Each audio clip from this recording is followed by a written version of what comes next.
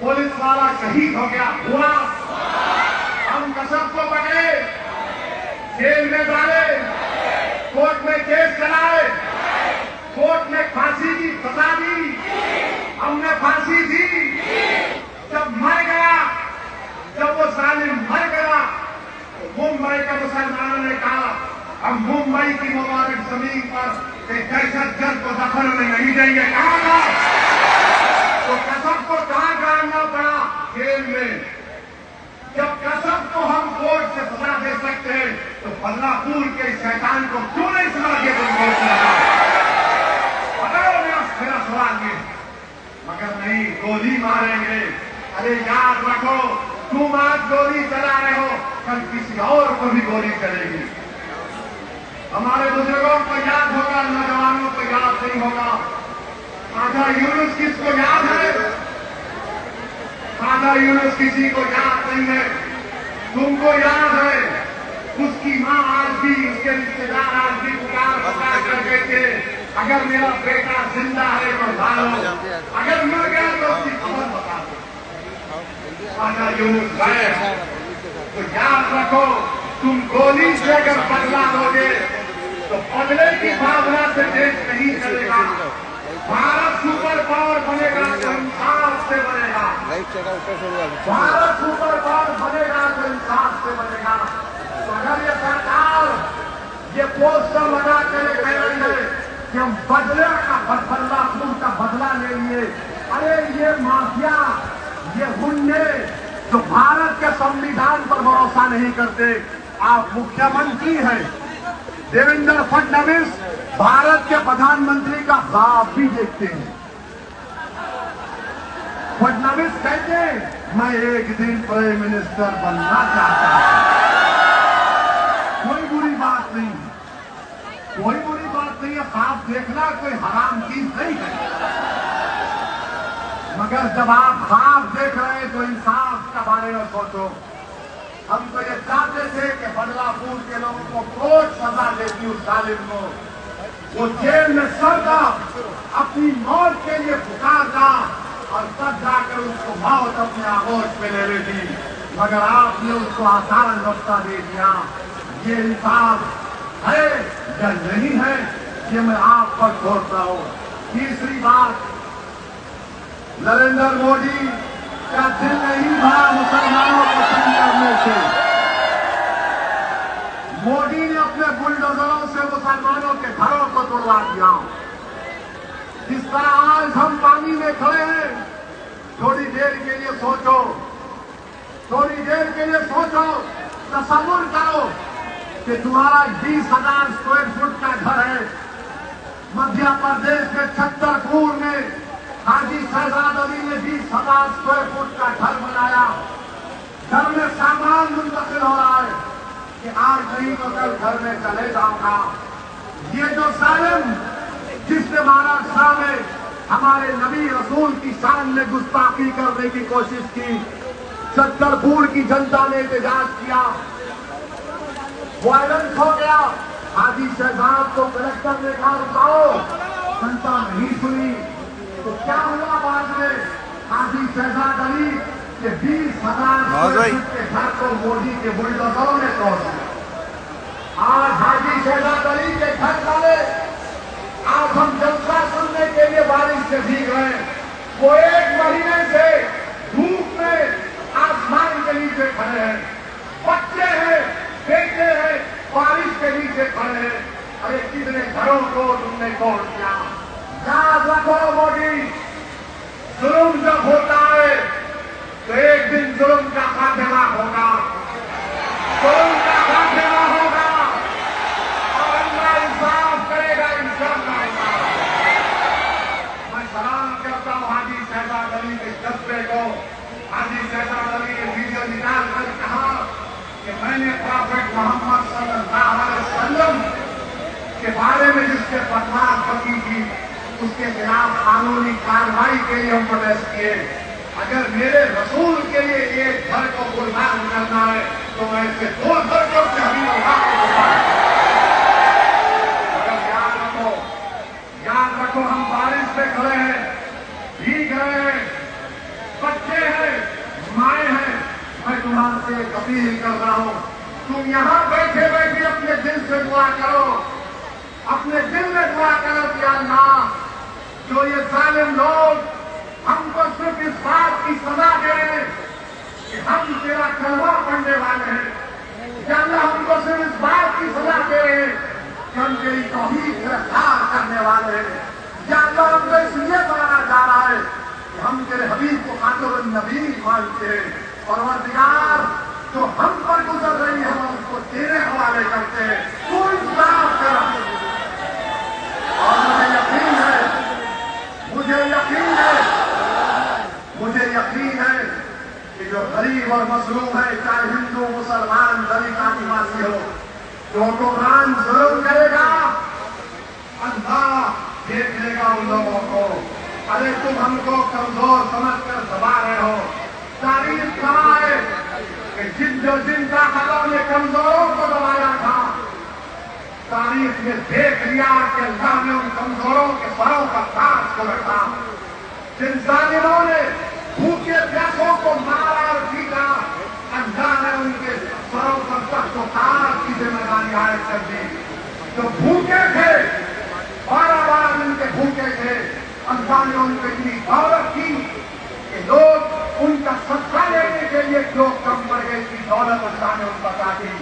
तो मैं आपसे अपील कर रहा हूं कि अल्लाह को तवक्कल करो, उम्मीद अल्लाह से रखो, और इंशाअल्लाह ताला जालिम के जुल्म का खात्मा होगा इंशाअल्लाह।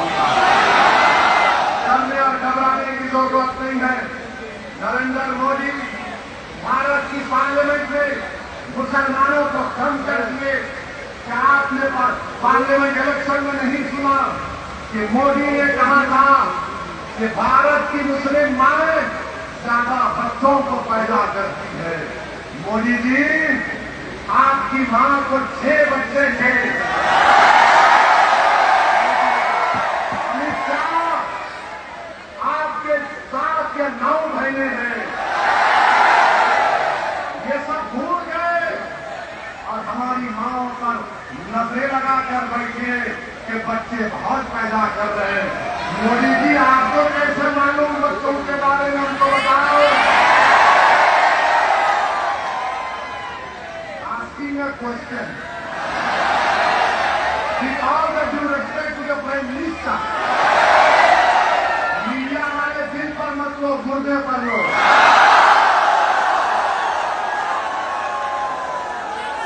हमारे नींद आएगी नहीं मालूम, हमारे डैडी को बोलते, हमारे भाई बाप को बोलते, हमारे धीरे को बोलते, हमारे मुंह मेरी जबान है। और मोदी जी क्या बोले भाषण में? किसी हमारे हिंदू बहन के गले से मंगलसूत्र निकाल कर देंगे, या हमारी मां और बहनें बैठी है, मेरे सवाल का जवाब दो। क्या आप पसंद करेंगे कि किसी हिंदू बहन के मंगलसूत्र आपको ठीक कर दिया जाए? अरे मुझे नहीं, इसे पूछो, हर चीज में तुम आ जाते। हमें 50% आबादी है और उनको वोट देना पड़ेगा इनकी। आपको पसंद है कि कोई हिंदू बहनों के घरों से मंगलसूत्र ठीक करवा देंगे? आप संयोग है नहीं है? अरे ये वो बहनें हमारी मां है, और मोदी जी बोल रहे मोदी जी, भारत में मुसलमानों का GDP टोटल फर्टिलिटी रेट गिर चुका है, और इंशाअल्लाह ताला एक आइंदा 70 साल में हिंदू और मुसलमान पॉपुलेशन स्टेबिलाइज होगा। स्टेबिलाइज। अब वो शादी करने के बाद बोलना समझेगा, और बीवी के जुल्म नहीं करना, बीवी को छोड़ के नहीं रहना अकेले, बीवी के साथ रहना, तो उसमें मजा है। जो बीवी को छोड़ के दुनिया को ज्ञान देता, उसको क्या बोलते आपको मालूम है? तो नरेंद्र मोदी, हाँ अभी आपको मालूम है, तुम्हें मालूम, अगर मीडिया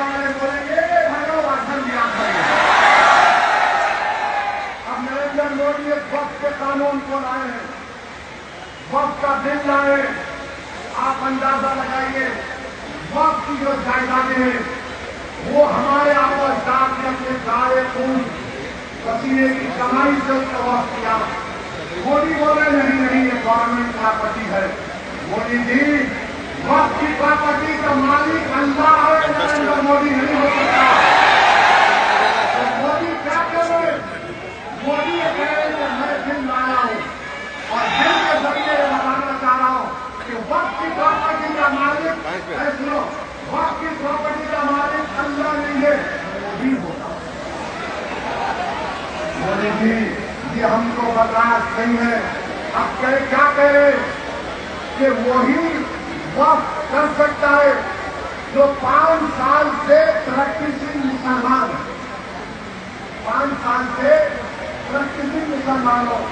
अब मोदी जी बताइए, प्रैक्टिसिंग मुसलमान की क्या बोलते हैं, परिभाषा क्या है?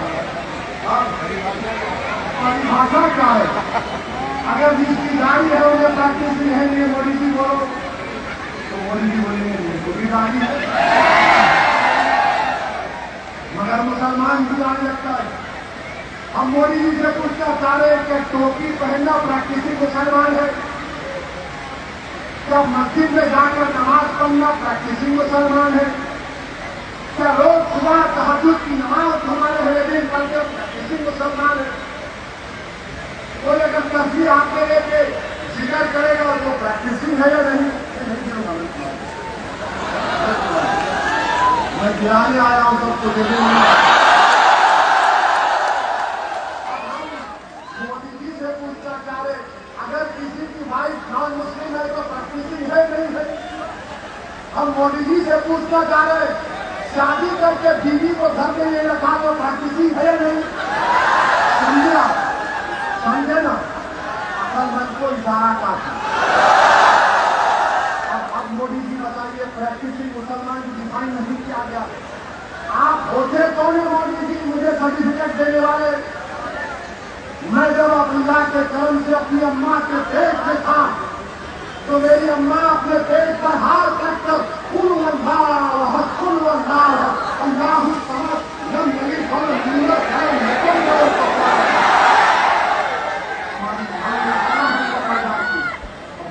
बोले बेटा 5 साल जब हो जाएंगे ना, मेरे खाना मैं चाय पिलाऊंगा,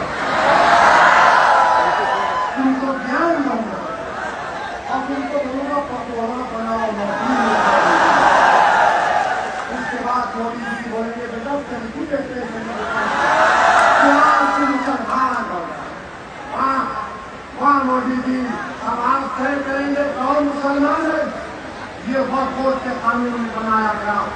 मैं आपको एक बात कह रहा हूं, अगर ये बिल कानून बनेगा, हम और आप एक बाबरी मस्जिद को खो चुके हैं, हम कई मस्जिदों को खो देंगे। हम एक बाबरी मस्जिद को खोए, कई मस्जिदें हमसे छीन ली जाएंगी, कई जगहें खत्म करती जाएंगी, खुदा न खास्ता खानखाने बर्बाद कर दिए जाएंगे, कब्रिस्तानों पर फिल्में खड़ा कर दी जाएंगी। क्यों? क्योंकि मोदी ने इस बिल में वक्त पर यूजर को खत्म कर दिया। अभी आरएसएस बीजेपी के झूठे ये कहते कि वक्त पर यूजर, सुनो, वक्त पर यूजर हमारे हिंदू भाइयों के धर्म नहीं है, और यूसेज बाई कस्टम हमारे हिंदू भाई बहन की बेसिस ऑफ रिलीजियस को बन जाती है। अब ये बोलते मेरे खिलाफ एक सोशल मीडिया पर इनके आगे दिमाग के उल्लू ने, इनके आगे दिमाग के ट्यूबलाइट ने, इनके थम्सअप ने जुड़ गया, वैसे ऐसा बोल दिया। अरे भाई, तेलंगाना का कानून पर, आंध्रा कैंटोनमेंट एक्ट पर, तमिलनाडु कैंटोनमेंट एक्ट पर, ओडिशा कैंटोनमेंट एक्ट पर कुछ सवाल हिंदू भाइयों ने भी और यूसेज का टर्म इस्तेमाल हुआ है। मगर जब हिंदू धर्म में यूसेज है तो मुसलमानों के धर्म के वक्त यूजर को खत्म कर रहा है।